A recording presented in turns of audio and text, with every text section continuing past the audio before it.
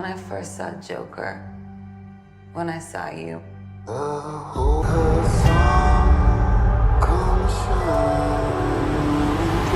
Olá, sejam todos muito bem-vindos a mais um podcast do Papo de Cinema. Eu sou Marcelo Miller e o nosso assunto hoje é Coringa Delírio A2. Mas antes, é preciso solicitar que você dê 5 estrelas para o podcast Papo de Cinema no seu agregador favorito, lembrando que nós estamos em todos os principais agregadores. E se você está nos vendo e nos ouvindo pelo YouTube, se certifique se você segue o YouTube do Papo de Cinema. Se sim, vá lá se certificar também se você acionou o sininho para receber a notificação que de tempos em tempos, cada vez menos esparsos, tem material novo do Papo de Cinema chegando. Não é mesmo, Robledo Milani, um homem que amou Coringa, Delírio 2 pela cara dele. Quem tá nos vendo tá vendo a cara dele de quem amou. O Robledo Milani amou Coringa, né? Delírio a dois, e é isso que a gente tá vivendo agora, nós dois aqui. Esse teu delírio achando que eu vou ter gostado desse segundo filme, né? Que, pelo amor dos meus filhinhos, né? Que nós vimos aqui. É um delírio, realmente. Delírio do Todd Phillips tentar nos enganar que esse filme. Se esse filme se chamasse, sei lá, Juarez, Delírio 2, talvez a gente pudesse conceber, engolir melhor. Agora, Coringa, Delírio 2, não tem como. Esse filme, ó, tá engasgado aqui. Esse programa vai ser muito legal, porque você que nos acompanha sabe que muitas vezes a gente tem opiniões que são parecidas, que são convergentes. Aqui a gente tem opiniões bem divergentes, tanto que quando acabou, tanto o Robledo como eu assistimos nas nossas respectivas cidades, nas cabines de imprensa, né, que são as sessões feitas para a imprensa antes do filme estrear, para que a gente tenha tempo hábil para produzir o podcast, produzir a crítica e tudo mais. E já nas trocas das mensagens tinha ficado muito óbvio. Marcelo tinha gostado e muito de Coringa, Delírio 2, e Robledo Milani não tinha entendido o filme! Bom, sempre uma possibilidade, né? Eu não só não tenho entendido, e eu como também eu tá gostar também errado posso. também, né? Não, eu também não gostar do filme pode ser não ter entendido, ter embarcado numa coisa que daqui 6 meses eu vou ver e vou dizer, ok, mas aqui a gente não fica em cima do muro. Não é, Rolando? Aqui a gente não fica em cima do Exatamente, a gente muro. assume.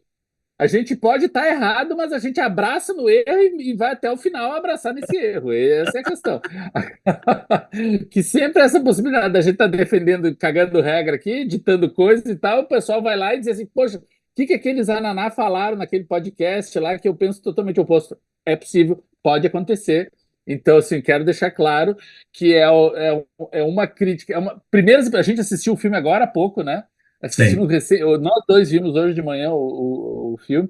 Só que eu quero te dizer uma coisa. Primeiro, que eu acho que isso é uma grande diferença entre nós dois. Eu sou fã da DC desde a minha infância, né? O Marcelo é Marvete, gente. Eu vou avisar vocês. O Marcelo é O Marvete. Marcelo não é Marcelo, nada, o Marcelo não ia mangar, o Marcelo era mais oriental. é isso, o Marcelo nem sabe o que é história em quadrinho, nem sabe de onde veio o Coringa, Gente, que é o cara, Batman, que é a aí o pessoal Arlequina. diz pra mim assim, mas tu não entendeu nada desse filme, eu não sou crítico de quadrinhos, eu sou crítico de cinema, cara. Não, agora, isso é uma coisa importante da gente pontuar, porque eu fui assistir ao filme Coringa Delírio 2, e é curioso, eu assisti ontem à noite o Coringa, o primeiro, porque eu já queria me Uhum. ambientar, fui rever o filme anterior. E é fato, o primeiro filme, por mais que se chame Coringa, e tem laços com os quadrinhos, né? Tem laços frágeis, mas tem. Tem lá o Bruce Wayne, tem o Thomas Wayne, tem Gotham City, tem o assassinato no beco após a saída do cinema, tem alguns, né? Algumas pontes, algumas conexões, mas são muito frágeis, porque é uma história específica voltada, é quase um conto à parte ali, investigando a origem desse personagem, que é o grande vilão, o grande inimigo do Batman. Porém, não é um filme, não é um gibi, não é uma história em quadrinho, não é adaptação de nenhum gibi famoso, nem nada. É uma história totalmente à parte. Então, assim, a gente sabe que não está indo ver um filme de uma adaptação de uma história em quadrinho, a gente está vendo uma outra abordagem, uma outra apropriação desses personagens. Então, assim, quando tu vai assistir Coringa Delírio a 2, tu tem que ter isso em mente. Tu sabe, ó, não tô indo ver um filme de super-herói ou super-vilão. Eu tô indo ver uma outra coisa. Só que, gente, e como eu disse, talvez tenha facilitado o Marcelo, então eu também tô curioso aqui para ouvi-lo falar, porque o Marcelo não vai com essa expectativa, né? Como ele não liu os gibis, ele não é familiarizado com o personagem, ele não tem uma relação emocional com esses personagens, ele vai ter outro contato. Eu não. Eu já quero ver o Coringa. Eu fico esperando por esse Coringa, por mais que eu saiba. E no filme anterior, a gente vê, não é o Coringa clássico, mas é o Coringa. De alguma forma, a gente Sim. vê o Coringa se transformando. Nesse filme, gente, não acontece nada. Não é o Coringa e não chega a Coringa em nenhum momento. A gente vai desenvolver melhor no segundo bloco, quem nos acompanha aqui sabe. Aliás, acompanha, é fã aqui do Papo de Cinema já há um bom tempo, sabe que nós tínhamos um especial no site lá, anos atrás, chamado Confronto. Isso aqui é uma reedição do Confronto, gente. A gente fazia o confronto escrito, em texto, no site. Agora é um confronto em podcast, porque eu tenho muitos argumentos contrários ao filme, e o Marcelo, pelo jeito, está armado também para defender com unhas e dentes. Mas é isso que eu quero dizer. Esse não é o Coringa. Talvez o filme fizesse mais sentido se fosse chamado Juarez, ou Sebastião, ou qualquer outra coisa, qualquer outro personagem. Ou Arthur Fleck. Arthur Fleck, exatamente. Se fosse Arthur Fleck o nome do filme. Só que daí tem uma outra questão. O Buzz. Onde iria o Buzz? Onde iria a expectativa? Claro, Onde iria aquele 1 bilhão faturado pelo filme anterior? Daí esse é o ponto do que eu quero desenvolver também do porquê que essa sequência foi feita. O Coringa é um filme do Todd Phillips, que quando o Todd Phillips, né, que é um diretor que tinha feito, acho que o filme mais popular dele tinha sido a saga Se Beber Não Case, né? As pessoas, e eu me incluo nisso, porque assim, Todd Phillips, será? Mas pode dar certo, porque às vezes é do improvável que pode acontecer alguma coisa. E eu lembro que eu fui assistir, não fui na cabine de imprensa, do Coringa, do primeiro filme, e eu fui assistir uma sessão com o público. E foi um filme que eu acho que boa parte do público não estava esperando, né? Um filme com aquela capacidade, né, com aquela densidade emocional, porque é um filme que fala sobre a origem do Coringa, a partir também da construção de como uma sociedade pode destroçar alguém, né? Ao ponto de ele, é aquela coisa, ou você morre como herói, ou você sobrevive o suficiente para se transformar num vilão, né? E no caso do Arthur Fleck, ele sobrevive e se transforma num vilão. Embora o desejo dele não tenha sido se transformar num vilão. O Joaquin Phoenix ganha Oscar com o filme, né? Mais que isso, né, Marcelo? O Coringa ganha o Leão de Ouro no Festival de Veneza Sim, de melhor sim. filme, num júri presidido pela Lucrécia Martel. Gente, quem já viu um filme da Lucrécia Martel sabe o que significa essa mulher ter. E era assim, não era um festival qualquer, era um festival que tinha história de casamento com o Adam Driver e a Scarlett Johansson, tinha o Oficial Espião e o Espião do Roman Polanski, sabe? Tinha muito filme de peso concorrendo naquele ano e o vencedor foi o Coringa. Então, assim, não foi uma escolha aleatória. Outra coisa, o personagem é um personagem muito interessante, porque assim, tu falou que o Joaquin Phoenix ganha o Oscar fazendo o Coringa. Gente, 2 atores já ganharam o Oscar fazendo o Coringa, né? Que é o Joaquin Phoenix e o Heath Ledger, pelo Batman Cavaleiro das Trevas. E os outros 2 que já fizeram o Coringa são vencedores do Oscar, que é o Jack Nicholson e o Jared Leto. Ou seja, não é um personagem fácil, não é qualquer coisa ali na fila do pão que tu faz com uma perna nas costas. Ou seja, é um grande desafio fazer esse personagem. E realmente, depois do que foi... O Jared Leto a gente deixa um pouquinho de lado, mas o que foi o Jack Nicholson e o Heath Ledger, o Joaquin Phoenix chegar com uma outra visão desse personagem e ainda levar o Oscar de melhor ator, realmente foi um impacto que eu concordo, ninguém estava esperando, eu imagino. E o Robledo, tu viu que vocês notam que ele não citou o Jared Leto, porque ninguém se importa com o Coringa do Jared Leto, né? Que é um Coringa flopado num filme flopado. Em outro universo, né? Em outra linha do multiverso, talvez pudesse funcionar. Mas não funciona de jeito nenhum. E, assim, a ideia parece boa, né? Jared Mas Leto posso fazer um parêntese? Ó, lá vem ele querer defender. Não vou defender o Jared Leto, eu concordo contigo, é um Coringa completamente esquecível. Mas aquele filme, o que o Coringa do Jared Leto aparece, o Esquadrão Suicida, traz uma Arlequina vivida pela Margot Robbie, É verdade. que é de botar a Lady Gaga no chinelo. Já A não Margot Robbie concordamos. deve ter visto Delírio a 2 dando risada, pensando, era essa a Arlequina que ia me substituir? Não tem substituição. A Arlequina mesmo é a da Margot Robbie. Mas assim, o Coringa é um filme que fez muito bem, né, para esse universo dos filmes baseados em histórias em quadrinhos, né? Eu acho que junto com o próprio Batman, né, do Matt Reeves, que é outro filme também com uma densidade emocional, um filme mais interessante. Não à toa, os 2 filmes estão fora do DCverse, né? Eles estão meio que à parte, eles não fazem parte. Embora agora também a gente não faça ideia de que cronologia é essa que eles estão dizendo que está fora ou não está fora. Mas, assim, É. em tese, oficialmente, eles não estão no mesmo lugar, eles não precisam se comunicar. E eu acho que os filmes, tanto do Batman como o Coringa, eles se beneficiam do fato de eles não precisarem ficar fazendo referência a outros filmes, se comunicarem. Eles podem ser um filme sobre os seus personagens. E o Coringa é um filme que eu acho muitíssimo interessante, só que eu acho que o Coringa é um filme muito mais fácil de ser gostado do que o Coringa Delira 2. Você que está nos vendo aí, a gente já vai tirar o elefante da sala. O Coringa Delira 2 é um musical. Não é assim, ele tem umas. Ele é um musical. E também, para a gente deixar muito claro aqui, tanto eu como o Robledo gostamos de musical. Porque eu vi hoje na cabine muita gente falando, Robledo, não gostei porque eu não gosto de musical. Aí era já outra parada, né? Nós gostamos de musical, ou seja, a leitura do Robledo não é a leitura de alguém que não gosta de musical e tá aqui que ficou bravo com isso. E o filme é de fato um musical. É um musical sobre um personagem. Olha o que eu vou descrever. Um personagem que foi preso e ele está no presídio, ele passa a maior parte do tempo dentro desse presídio esperando o julgamento.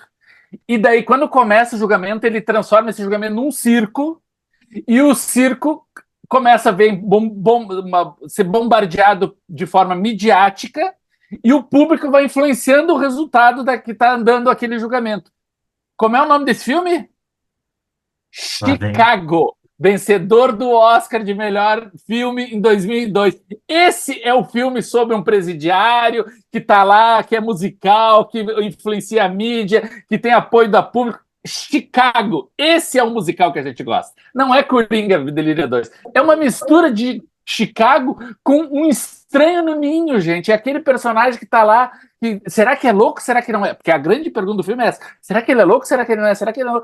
Cara, Jack Nicholson tá sofrendo, vendo ali um arremedo de um personagem clássico dele. Ou seja, pegaram dois filmaços, Estranho no Ninho e Chicago, e nasceu essa aberração chamada Coringa Delírio 2. O musical é um gênero há pelo menos uns 40 ou 50 anos em desuso, né? No que diz respeito à esfera comercial do cinema. A gente tem musicais bissextos que vêm e que acabam, inclusive, tendo muita relevância. Tu falou Chicago, a gente tem o Moulin Rouge, o Amor em Vermelho, do Baz Luhrmann, que é outro musical muito interessante. A gente tem o La La Land, que disputou pau a pau o Oscar com o Moonlight também, que é um musical. Mas todos esses filmes eles têm uma característica em comum. Eles existem também de acordo com uma perspectiva de homenagem. Eles sabem que estão homenageando um gênero que, se não está morto, está muito adormecido. O musical que foi muito importante ali, já desde da década de 30 em diante, mas que a partir dos anos 60 a gente tem o último respiro dos grandes musicais, né, Robledo? A Noviça Rebelde, né, Amor, Sublime Amor, né, a década de 60, antes que Hollywood deixasse de ser a velha Hollywood para a nova Hollywood, os musicais, eles foram muito importantes nessa década, e depois, a partir dos anos 70, é claro que a gente tem algumas coisas disruptivas ali, a gente tem um Hair, do Milos Forman, né, que é um grande musical, mas esses filmes mais contemporâneos, eles existem a partir também de uma lógica de homenagem. Eles sabem que estão homenageando algo que diz respeito ao passado, e eu acho que o Coringa Delírio 2 faz isso. Não, até pelas músicas, né? São músicas clássicas do cancioneiro norte-americano que ele pega, né? Tem músicas ali famosíssimas de Frank Sinatra, Burt Bacharach, tem um monte de coisa assim que a gente já ouviu 200 vezes. Carpenter, exatamente. Agora, eu falei do Chicago, mas eu não estou brincando, gente. A referência é muito forte, até porque o Marcelo cita La La Land, cita Moulin Rouge, e tem outros exemplos, né? A gente vai, sei lá, Mamma Mia, né? O próprio Amor, Sublime Amor, que o Spielberg refez há pouco tempo. Tal. Que é melhor que o original. Que é melhor que o original. Que é melhor Vamos deixar essa polêmica aqui. Ó, aqui concordamos. Mas o Chicago, eu acho que é importante remeter, porque todos esses outros filmes, as músicas servem para comentar o que está acontecendo com os personagens. Sim. No Chicago, não. No Chicago, as músicas servem para tirar o personagem daquele mundo desgraçado onde ele está inserido e criar uma possibilidade, uma fuga, que é exatamente o que acontece em Coringa Delírio 2. Vamos para o intervalo, fiquem aí com uma mensagem muito especial e daqui a pouco a gente está de volta para falar sobre Coringa Delírio 2.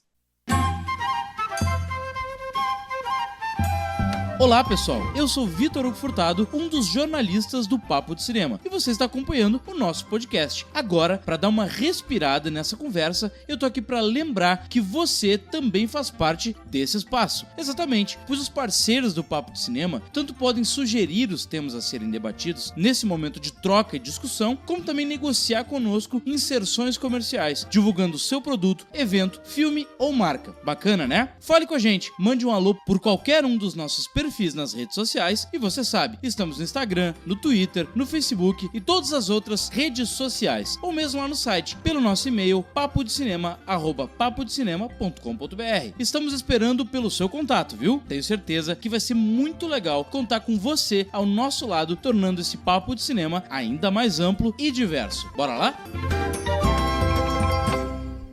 É agora, Brasil, que a porca vai torcer o rabo. Eu, ao assistir Coringa Delírio 2, sabe o que eu me lembro? Ah, Batman do Tim Burton. Sabe por que eu me lembro do Batman do Tim Burton? lá vem. Porque quando o Batman estreou em 1989, ninguém esperava que o filme desse tão certo. Lembre-se que 2 anos antes tinha estreado Superman 4, que é um desastre. E naquela mesma Absurdo. década tinha tido Howard, o Pato lá, o super-herói. Tinha um Capitão América todo guerrado, um Quarteto Fantástico. Tinha uns filmes desgraçados nas décadas dos 80. Ou seja, ninguém esperava que o Batman desse tão certo. Quando o Batman foi aquele sucesso incrível, a Warner chegou pro Tim Burton com um caminhão de dinheiro e disse: queremos uma sequência. E o Tim Burton disse: não, desculpa, eu não faço sequência. O que eu tinha para fazer era ali. Deu falou: não, tu vai ser obrigado, tu vai fazer uma sequência. Tá aqui, ó, toma mais dinheiro. Daí o Tim Burton pensou: tá, mas eu aceito se eu tiver liberdade criativa e fizer o que eu quiser. Tá assinado, tem liberdade. E ele faz o filme e quase enterrou com o Batman depois, que é Batman o Retorno, que eu gosto particularmente. O Marcelo já não é fã do Batman o Retorno. Eu gosto praticamente, mas eu concordo que é um filme quase incontinuável. É um filme que quase acabou com o Homem-Morcego no cinema. Só que tem uma questão. Todd Phillips não é Tim Burton, gente. Parece que é a mesma coisa. Ele faz um Coringa que rendeu mais de 1 bilhão nas bilheterias. Daí a mesma Warner chega com um caminhão de dinheiro para ele e diz dele: não, gente, tudo que eu tinha para dizer com esse personagem eu disse no primeiro, eu não preciso. Ele: não, a gente quer a sequência. Dele: tá, mas eu vou fazer do meu jeito. Tá, beleza, faz do jeito. E ele faz com Coringa Delírio 2 o filme mais insequenciável desde Batman Retorno. Ele faz um filme tipo assim: deu, acabou. Agora encerrou essa palhaçada, eu não volto pro terceiro. O filme me ganha pela ousadia, né? Já começando aqui. Porque vamos combinar que é isso. Alguém que faz um filme de US$ 1 bilhão, independente se a gente gosta ou não gosta do filme, dentro desse sistema todo, ele chega e diz assim: eu vou fazer um musical do Coringa, já é uma coisa assim, caralho. Tanto que, né, a discussão na internet nos últimos meses o filme é um musical, ele só tem algumas cenas musicais. Então eu acho que o filme é um filme muito ousado. Nós já falamos disso no primeiro bloco. Ele não é um filme sobre o Coringa que você conhece, o arqui-inimigo do Batman. Aparece até o Harvey Dent, que é um personagem bem apagado no filme. Eles podiam ter colocado outro promotor, e isso eu concordo. Não faz nem sentido ter o Harvey Dent. Eu fiquei calculando, na linha temporal nem faz sentido que o Harvey Dent esteja ali, né? Só que E só tem um momentinho, né, que a gente vê o Harvey Dent com os machucados na metade do rosto, que é o único lambida com a origem de Gotham City e tal que tem no filme inteiro, né? Mas eu acho que o filme ele me ganha já na primeira cena, Robledo, numa espécie de epílogo que acontece em desenho animado. Com desenho animado com uma técnica antiga, né? Como o desenho animado se fosse dos anos 50, dos anos 60, em que a gente vai ver Pica-Pau, Tom e Jerry, né? Aquelas coisas o assim, pica-pau né? ou o maluco, né? O biruta, aquele que tem polaina, que é o mais piroca da cabeça. Mas eu acho que esse prólogo, na verdade, ele é interessante porque ele vai falar, ele vai mostrar o Coringa perdendo uma batalha para a própria sombra.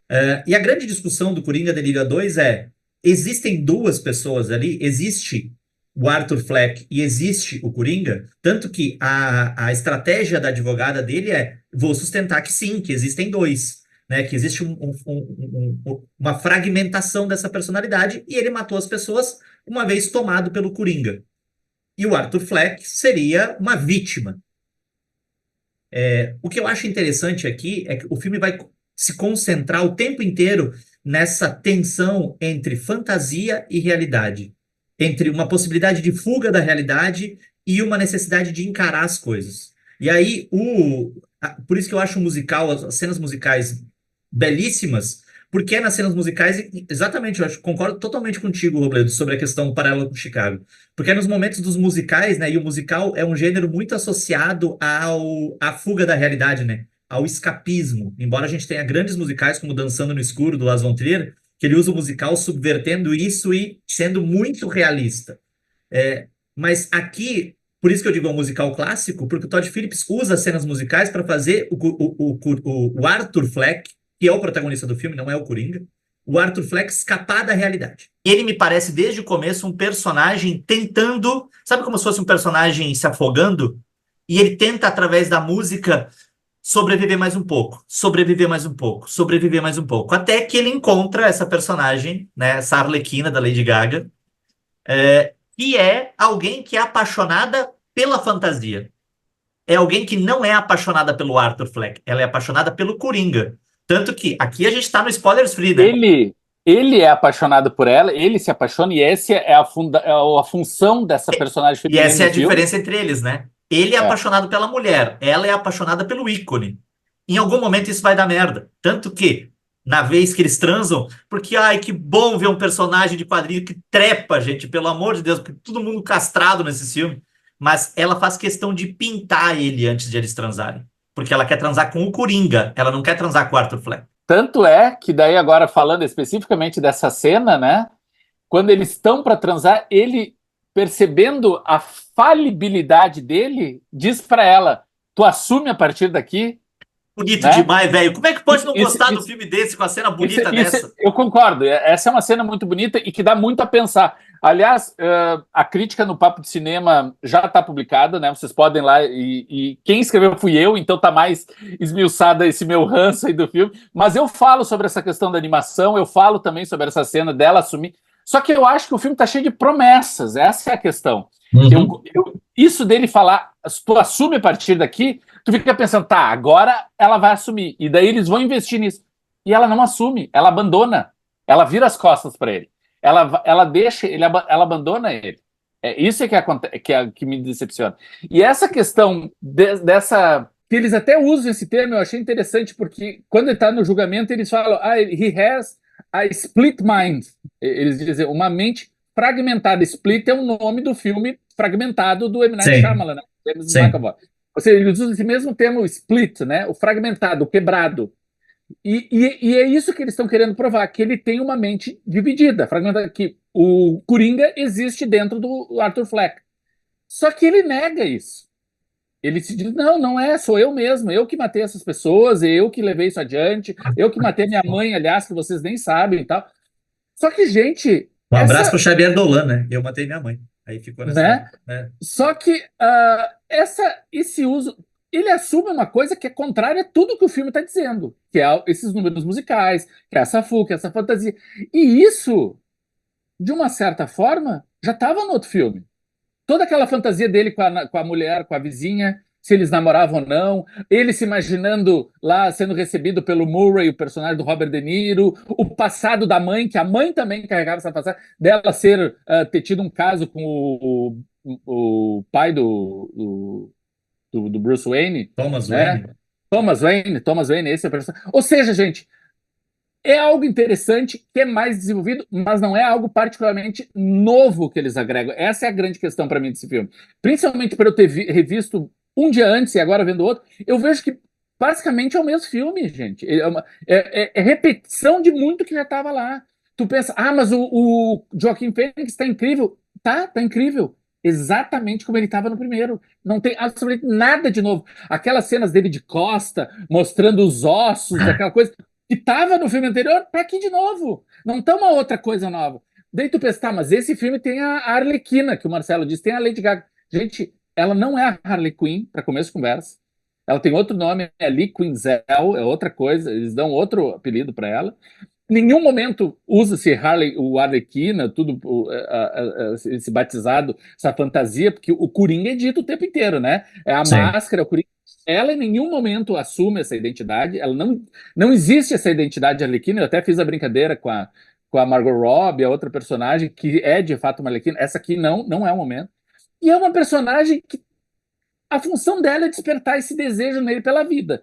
Porque, eu não sei se vocês lembram, o Arthur Fleck vai no programa de entrevista do Murray Bartlett, né, do Robert De Niro, para se matar. E a decepção é que leva ele a matar o apresentador, mas ele tá para se matar. E ele, no começo desse filme, o filme termina, o anterior, com ele em auge, sendo um ícone das multidões. Tu pensa, nossa, agora ele vai começar botando fogo na Babilônia, né? O mundo inteiro tá pegando fogo, Gotham City acabou. E não, o Delírio 2 começa com um personagem murcho, secando, quase desaparecendo. A Arlequina dá vida para ele. A Arlequina, a Lee, a Lady Gaga. Que é outra coisa, né? O pessoal dizendo, Lady Gaga, Oscar, etc e tal. 2024 chegou ao ponto de termos Marcelo Miller se assumindo como Little Monster, né? É um Little Monster, Marcelo Miller. Olha, gente, é um absurdo a gente ter que se defender desse tipo de coisa. Gosto da Lady Gaga no filme, mas sabe que assim, Essa é a questão, porque eu não vejo essa Lee Quinzel, essa personagem. Para mim é a Lady Gaga o filme inteiro. É porque ela existe de acordo com ele, né? Eu acho que assim, uma coisa que talvez seja frustrante para muita gente é o fato de que, de fato, o primeiro Coringa acaba com uma promessa de que ele vai começar uma revolução, de que ele vai ser um elemento de incendiar essa sociedade. Até porque é um filme que fala sobre como alguém vir, né, um vilão surge sendo um subproduto de uma sociedade tosca, que corta a verba de sistema público de saúde mental, né, que deixa os pobres à mercê e tudo mais. E eu me surpreendi muito positivamente quando o filme frustra essa expectativa no começo. Porque é isso, é um personagem que ele não é um super-herói. Ele não vai, em nenhum momento, transcender as fragilidades dele. Porque a gente tem essa promessa no final do primeiro filme, né? De que ele transcenda essas fragilidades e ele vire um ícone incendiário. E o filme, eu acho que é muito interessante em relação ao Arthur Fleck, porque o filme mostra que ele não tem essa capacidade. Um filme, na verdade, que eu acho interessante, Oblando, e me veio muito à mente, até porque eu estou dando aula e estou estudando assim, A Rosa Púrpura do Cairo, do Woody Allen. Sabe por quê? Uhum. Porque a Rosa Púrpura do Cairo, a Cecília, que é a personagem, ela vai todo dia no cinema para fugir da realidade dela. Exatamente como o Coringa faz através do musical. E aí chega um momento que um personagem sai da tela e ela começa a ter, né? Não sei o que, um romance com esse cara. E aí ele diz assim: vamos pro filme comigo. Vamos pro cinema comigo. E ela escolhe ficar no mundo real, por mais difícil que o mundo real seja. E aí o Woody Allen fala em entrevistas que para ele era muito importante o final ser daquele jeito, porque isso significava que essa personagem estava amadurecendo. Porque apesar de tudo, ela tinha que escolher a realidade. Para mim, o final do Todd Phillips é o final da Rosa Púrpura do Cairo. O personagem do Joaquin Phoenix escolhe a realidade. Ele podia escolher o mito. Se ele escolhesse o mito, ele ficava com a mulher que ele amava, inclusive. Ele podia dizer, eu sou o Coringa. Ele podia mentir. Só que ali é um sinal, inclusive, não de melhora, porque eu acho que esse personagem está fadado à tragédia desde o primeiro filme. Mas é um sinal de que esse personagem tem um pouco de sanidade, porque ele escolhe a realidade. Ele diz, não, eu sou o Arthur. Né? Isso, é que nem tu disse, né? No tribunal, que eu acho que as cenas de tribunal às vezes são uma grande barriga no filme, por isso que eu não acho o filme incrível, mas eu acho o filme muito bom. É o fato de que a gente tem isso. É um personagem que, no fim das contas, por mais que ele pague com a própria vida, ele escolhe a realidade. Ele passa o filme inteiro fugindo para a ficção. Exatamente como a personagem da Mia Farrow em A Rosa Púrpura do Cairo. Mas quando é preciso escolher entre realidade e fantasia, ele escolhe a realidade. Vocês veem que o Marcelo, os méritos que ele enxerga no filme é pelo desenho que ele faz desse personagem, independente de quem seja esse personagem. Independente de ser o Coringa. Eu acho que exatamente. No primeiro filme, ser o Coringa é bem importante. No segundo, é quase desimportante. É isso aí. Essa é a grande questão que nós concordamos, e é essa a questão, porque tem um elemento que é fundamental na gênese do Coringa, e o nome do filme é Coringa, vamos lembrar disso, tá? Que o Coringa, ele é um ser maluco, ele é um psicopata, e o desenho desse psicopata está muito bem detalhado no primeiro filme. Só que a gente não pode esquecer que o Coringa é um gênio também. Ele não é por acaso o maior vilão do Batman. O Batman tem uma galeria de vilões que eu acho que se compara a do Homem-Aranha, é uma coisa gigantesca, sabe? E por que todo mundo volta e meia remete ao Coringa? Porque ele é o mais importante, ele é o gênio, ele é o que engana o Batman, ele é que o ganha do Batman, e que, mais de uma vez, esse Coringa aqui, o Arthur Fleck, não é um gênio. Ele não é um masterpiece que está imaginando coisas e está antecedendo. Ele não tem nada disso. Então, e se você for ver Coringa Delírio 2 esperando esse Coringa, esse genial, e pensando o tempo inteiro, tá, mas isso tudo está acontecendo porque lá adiante vai acontecer tal coisa, ele está pensando. Não vai acontecer. E eu acho que essa é a grande questão. A promessa Não, do primeiro filme é que ele virasse esse gênio, né? exatamente, exatamente. E eu entendo, porque assim, o final do filme, por mais que a gente fale de spoilers, é demais, então não vamos falar tudo isso, mas é um final corajoso. E quando o Marcelo só disse, não, eu gostei, eu pensei, tá, o Marcelo gostou dessa coragem. É isso, é um filme que ele assume uma coisa, mas é também, acho que um adeus. É um tipo assim, o Todd Phillips dizendo, ó, eu já fiz o que tinha pra fazer. Se vocês querem mais filme, toma esse final, filha da puta! Toma esse final. Agora, pra mim, acabou. Não, já larguei e não volto mais pra esse Apesar que a universo. gente sabe que, né, Hollywood é especialista em pegar coisas que aparentemente mas- estão enterradas e ressuscitar. Marcelo, já foi dado lá um teaser de um outro Coringa do Batman, do Matt Sim, Reeves, né, que tu falou sim, e tal também. sim, Então, assim, vai ter. O personagem é imortal, vai continuar outras incursões e tal. Agora, essa história do Coringa do Todd Phillips se encerra. Esses sim. dois filmes chegou. E pra mim, eu senti falta de ver esse Coringa. Eu queria ver esse Coringa arquitetando coisas, sabe? Um passo à frente daquele povo, sabe? À frente daquela advogada que em nenhum momento entendeu ele, sabe? Do Harvey Dent que tu citou, que tá ali, que vai se tornar um colega do crime, ou um opositor, um inimigo. Não sei o que pode acontecer com aquele personagem. Então, ou essa Arlequina que vai estar sempre a sombra dele, e daí remete ao desenho lá do começo, o homem, essa sombra. Será que é ele contra ele, né? Que pode ser essa dualidade de personas dele, como pode ser ele com essa mulher, com essa Delírio 2, Pode. são outras leituras. Só que se não existe isso, para mim é que gerou a maior frustração de Coringa Delírio 2.